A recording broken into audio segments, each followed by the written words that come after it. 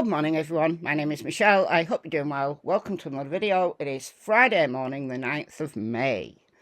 In this video we're continuing the coverage of the missing siblings over in Lansdowne Station, Nova Scotia, Canada. 6-year-old Lilly and 4-year-old Jack Sullivan have been missing now for a whole week. I think it's a little before 10 that their stepdad, Daniel Martel, realised they were missing. In his words to the media, and he's speaking to the media a lot, he said that Lilly came in the room a couple of times. They told them to quieten down. Jack and Lilly were up and about, rambunctious. Lilly came in the room a couple of times. He could hear Jack in the kitchen. They were probably hungry. They were probably trying to get their own breakfast, I would imagine, at that time. And then it went quiet. A few minutes later, he went out. They weren't in the kitchen. They weren't in their bedrooms. They weren't anywhere in the trailer. The only other place they could have been is in the backyard. Now, the backyard is fenced in. As I talked about yesterday, I was surprised. I thought it was all open. But no, it's fenced in. But there is a route. You can see where they go around that little obstacle and there's a gap in the fence. So they could have got through. He estimates it's about 20 minutes from them last being heard to him realising they were gone. He jumped in his vehicle. He drove all around everywhere, looking in culverts, knee-deep in water. Couldn't find them. And their mother, meanwhile, Malia Brooks Murray, had called 911. So by the time Daniel got back, first responders were already on the scene. That's Daniel's story. Okay, we've only heard once from Malia. Last Saturday, she gave a short interview to the media. Later that day, it all kicked off. Malia's family and Daniel's family, it all kicked off. Daniel's mother had to kick them off the property, and Malia and the 18-month-old that her and Daniel share, they went. They went with the family, and they've been there ever since. Cindy Murray, who is Malia's mother, briefly spoke to the media the other day, and she said the cops have told them not to talk to the media. Now, I don't know whether that's true. I don't know whether they've told Daniel not to talk to the media, but if they have, then he isn't listening. He's talking. Look, I'm not going to throw the baby out with the bathwater. I'm not going to say he's talking to the media too much and it's suspicious, as some people are. Parents and step-parents of missing children can't win. If they don't talk to the media, that's suspicious and you want them to talk. But if they talk to the media too much, that's suspicious too. So what's a right amount to talk to the media? I don't know. But in my opinion, it's not how many times they talk to the media, it's what they say that's important. You know, they could hold a press conference every single day if they wanted for me, because I want to listen to them. I want to hear everything they've got to say. I want to see if there's inconsistencies with what they're saying. I want to do that for myself. So don't throw the baby out with the bathwater. If Daniel's talking, let him talk. In this video, I'm going to talk a little bit more about Daniel, but I also want to talk some about the search. As we know, after 6 full days of really intensive searching, hoping to find them alive, they scaled back the search. Now, that doesn't mean to say that they've stopped completely. Locals have been informing, they've been in my comment section, been in the Facebook groups, been on panels now, saying that the search hasn't stopped. The huge presence, you know, the 150 searchers and law enforcement and dogs and all that, that's not there anymore, but there are targeted searches. So the helicopter was doing rounds yesterday, and they had teams looking in water sources. It's a large lake, not too far from the house. I think it's called Lansdowne Lake. I don't know how well these water sources have been searched, but that's what they seem to be doing yesterday. And also, I found out why, well, I think this is why anyway, that no cadaver dogs were used, because I was really surprised at the press conference when they said that they hadn't utilised cadaver dogs. Now look, in the initial stages of any missing persons case, you are hoping and praying to find them alive. And in many, many, many cases, that absolutely happens. Somebody gets lost, could be a child, could be an adult, gets lost in the woods or gets injured and can't make their way back to safety. And within the first couple of days, that's what you're hoping. But as the days tick by from the magic 48 hours, to 3 days, to 4 days, and so on, the chances of them being alive reduce significantly. Especially young children. An adult, as long as they're not injured, but they're just lost, they might have the common sense to find shelter, even make a shelter, to find some food, potentially. But people have sustained themselves on leaves and bugs and stuff like that. I mean, there's some stories of people surviving for a long time out in the wild when they're lost. But you're not going to die after a week of no food. A week of no water, completely different story.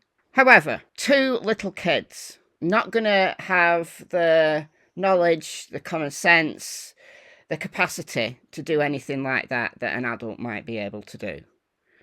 So when they say that there's strong chance now that they're no longer alive and it's no longer a rescue, it becomes a recovery. And when it's a recovery, then there's no rush, is there, to be frank? And the investigation phase, like the criminal side, the major crimes unit, they step up a gear and they look at all the original interviews. They want to do further interviews. They want to collect as much surveillance, and they'll be going through that surveillance, not just once, but multiple times. They'll want to look at cell phones. Now, people have said that there's no cell coverage there, but how do they call 911? Do they have a landline? Or do they have Wi-Fi and they can call over Wi-Fi? I don't know. I mean, look, this is sounding more and more and more like Canada's Summer Wells case, because searchers in that case, they had to bring in mobile cell masts, and they have done in this case. I don't know whether I've got the photo, but I saw a photo of a mobile cell mast being erected. Anyhow, I'm glad that the searches are continuing. I want to play you just a minute or so of this. This is from CTV, and this is someone called Chris Lewis, CTV's news public safety analyst. It's kind of interesting. Staff sergeant in charge of the investigative side of this said there's things he couldn't say. At the same time, it's very, very intense and very thick area that they're searching, very difficult to traverse, even for trained adults, let alone children. So they've obviously made the decision that they don't believe the kids have got further than their perimeter, the area they've already searched. So they want to go back and research it. And he also specifically said there's areas that they want to revisit. Mm-hmm. So why is that? It's disturbing to me that they think the children may not be alive, but the RCMP are really good at this, big searches and investigations, and so they know something we don't, and we have to trust them that hopefully these kids will be found alive, and they'll, if possible, they will do so. They're bound to know things we don't. You know, they've interviewed the key people. But more than that, in relation to the search itself, cops have way more knowledge than we do. Now, I found this on a Facebook group last night, and I thought this was really interesting. Somebody screenshotted the search map that was displayed. So the centre is the home, and then you've got the rings out. I think they said 2.2 or 2.5 kilometres, which is about 1.5 miles in all directions. Now, look, they didn't go in all directions, did they? Now, we don't know what day this was from. This could have been from, like, just the first couple of days. They may have filled in the rest of this. We don't know. But if this is an initial search map, look at the direction they were in. Look at it. So a bit to the south, bit to the north, but mainly west. And virtually nothing going east. Now, is that because Daniel said that they never crossed the road and they concentrated on the areas that the kids know? We've heard from Daniel that they've built cabins in the woods and things. We know that when Daniel's met with the cops, he's drawn the maps of places to go. Now, somebody made a more easy to understand map using a program called Scribble Maps. Now, this is really good. There's the centre.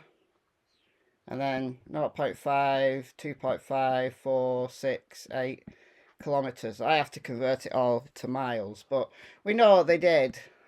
I'm sure it was 2.2 or 2.5 radius. So just zoom this in a little bit more, and what you see is that it's this woods behind the house, and I think this is the gas pipeline coming down here. I think it is. The gas pipeline, if that indeed is the gas pipeline, is just 3/4 of a mile from their house as the crow flies.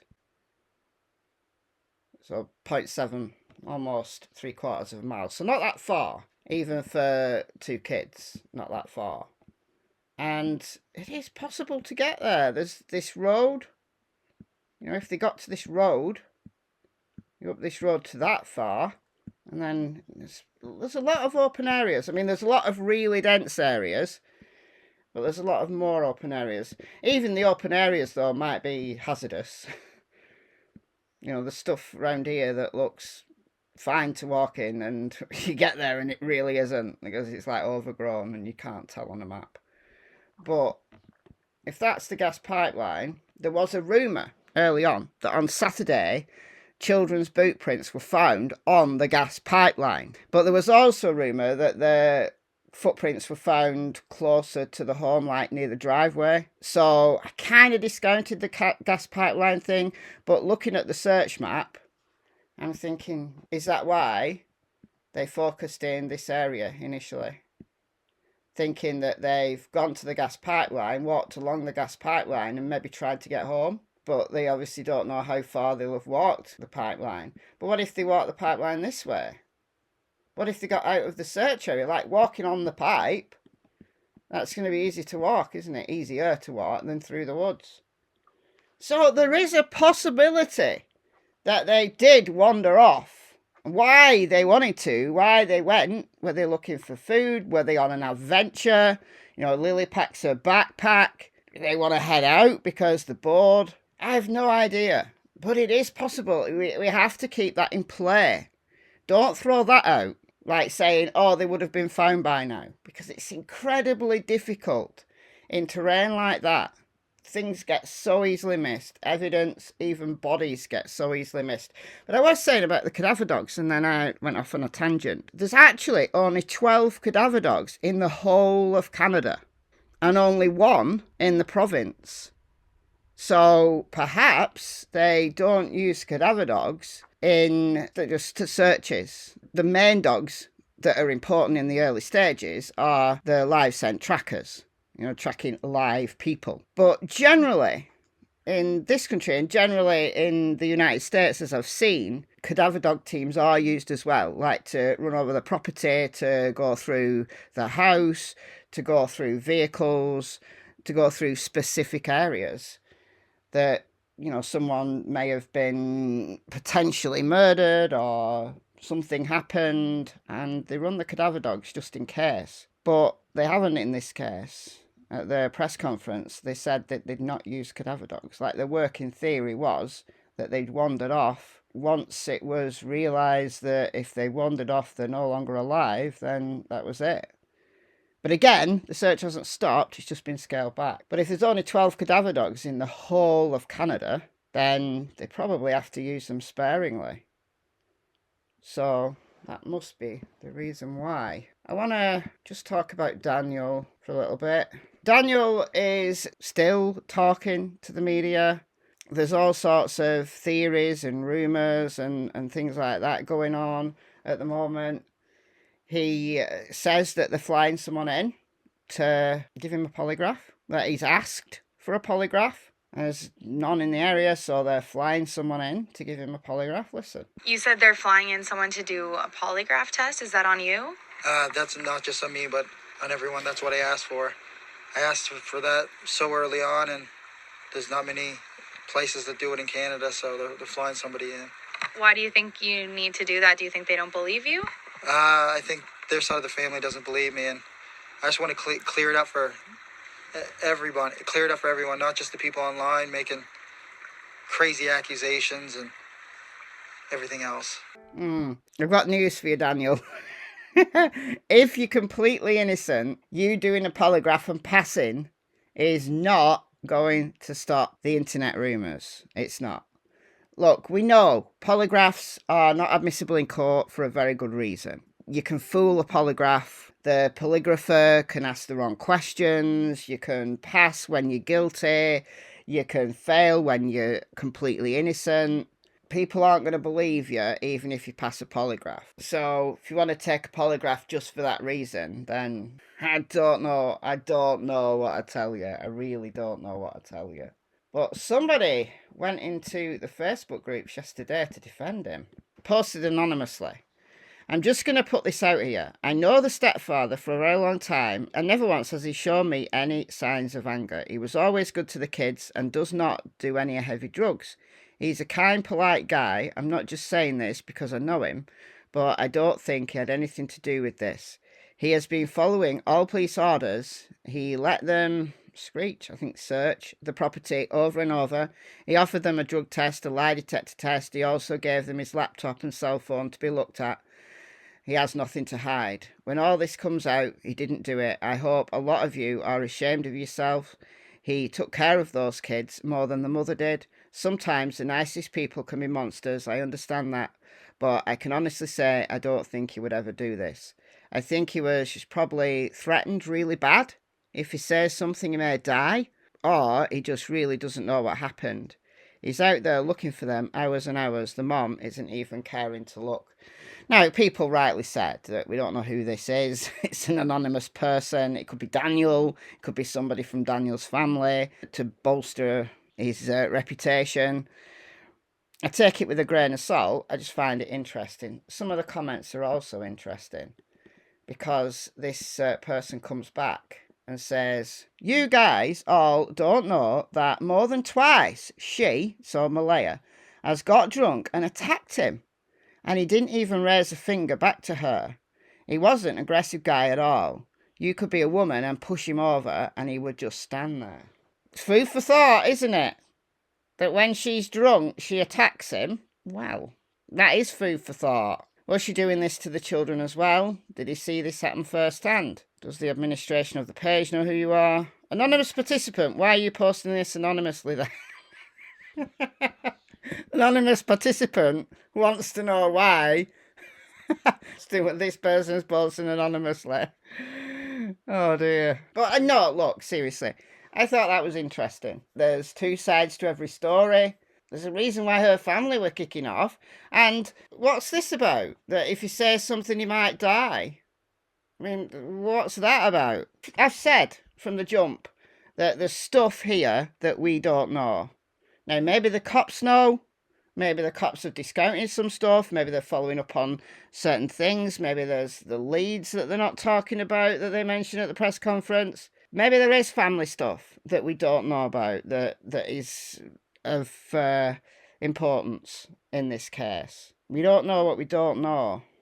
So let's keep a truly open mind about everything. I don't have a number one theory yet. Like normally by this point, I'm starting to develop a theory of what most likely happened, and then I'll have my second theory and my third theory, and I follow the evidence. But at this point, we don't have a great deal of evidence. But that search map's really interesting. Alright guys, let me know what you think in the comments, and I'll see you in the next video. Bye folks.